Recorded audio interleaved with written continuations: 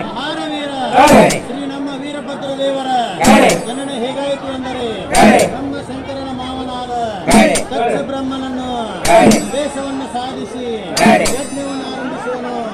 ಹಸ್ತದಿಕ್ಪಾಲಕರು ಹರಿಬ್ರಹ್ಮರು ಮೊದಲಾದವರು ಸಮ್ಮಿಲಿತರಾಗಿ ಅಗ್ನಿಪಥವನ್ನು ಮಾಡಲಿಕ್ಕೆ ಉದ್ವಿಗ್ನರು ವೇದ ಮಂತ್ರಗಳು ಉಚ್ಚರಿಸುತ್ತಿದ್ದಾರೆ. ದಕ್ಷ ಪುತ್ರಿಯರೆಲ್ಲರೂ ಅತಿ ಸಡಗರದಿಂದಲೇ ದಕ್ಷ ಪುತ್ರಿಯಾದ ರಾಕ್ಷಣಿ ದೇವಿಯು ಶಿವನಪ್ಪನೇ ಇಲ್ಲದೆ ಯಜ್ಞ ಭೂಮಿಗೆ ಬಂದಿದಳೆಯ. ಆಗ ದಕ್ಷ ಬ್ರಹ್ಮನು ತನ್ನ ಮಗಳಾದ ರಾಕ್ಷಣಿ ದೇವಿಯನ್ನು ಅವಮಾನಗೊಳಿಸಿ ಬಿಟ್ಟನು.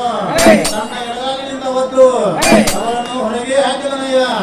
ಆಗ ರಾಕ್ಷಣಿ ದೇವಿಯು ಅದನ್ನು ಸಹಿಸಿಕೊಳ್ಳಲಿಲ್ಲ. ಗಂಡ ಕೆಣ್ಣನೆ ಉಳಿದದ್ದು ಅಗ್ನಿಕೊಂಡ. ಅದೇ ಅಗ್ನಿಕೊಂಡದಲ್ಲಿ ಸಿಗಿದು ತನ್ನ ಪ್ರಾಣವನ್ನು ಬಿಟ್ಟಳು.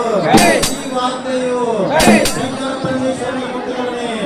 ಶಂಕರ ಪರಮೇಶ್ವರನು ಅತಿ ಕೋಪದಿಂದಲೇ ತನ್ನ ತಲೆಯನ್ನು ಬಿಚ್ಚಿ ಜಲಕ್ಕಪ್ಪಳಿಸಿ ಉರಿ ನೇತ್ರವನ್ನು ತೆಗೆಯಲು ಕಂಡುಗಲಿ ಶ್ರೀ ವೀರಭದ್ರ ದೇವರ ಜನನವಾಯಿತು.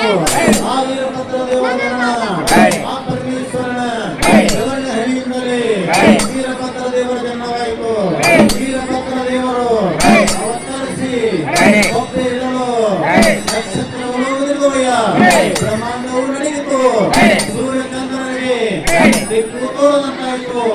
ಅದೇ ಸಮಯದಲ್ಲಿ ಶ್ರೀ ನಮ್ಮ ವೀರಭದ್ರ ದೇವರು ಆ ದಕ್ಷ ಬ್ರಹ್ಮನನ್ನು ಬಿಡುಗಡೆ ತಂದು ಆತನ ಋಣವನ್ನು ತೆಗೆದನು. ಆಗ ದಕ್ಷ ಬ್ರಹ್ಮನ ಮಡದಿಯು ಸುದ್ದಿಯು ವೀರಭದ್ರನ ಪಾಲಕ್ಕೆ ಎರಗಿದಳಯ್ಯ. ನನ್ನ ಕೊರಳಿದ್ದಂತ ಮಾಂಗಲ್ಯವನ್ನು ಉಳಿಸಲೇಬೇಕು ಎಂದು ಆ ವೀರಭದ್ರನ ಕಡೆ ಬೇಡಿಕೊಂಡಿದ್ದಳಯ್ಯ. ಅವಳ ಭಕ್ತಿಗೆ ಮೆಚ್ಚಿ ಶ್ರೀ ನಮ್ಮ ವೀರಭದ್ರ ದೇವರು ಅವಳಿಗೆ ಆ ದಕ್ಷ ಬ್ರಹ್ಮನಿಗೆ ಮಗನಿನ ತಲೆಯಲ್ಲಿಟ್ಟು ಪ್ರಾಣದಾನವನ್ನು ಮಾಡಿದ. ನಮ್ಮ ಚೆನ್ನಿಗ ಚೆನ್ನ ಶ್ರೀ ವೀರಭದ್ರ ದೇವರು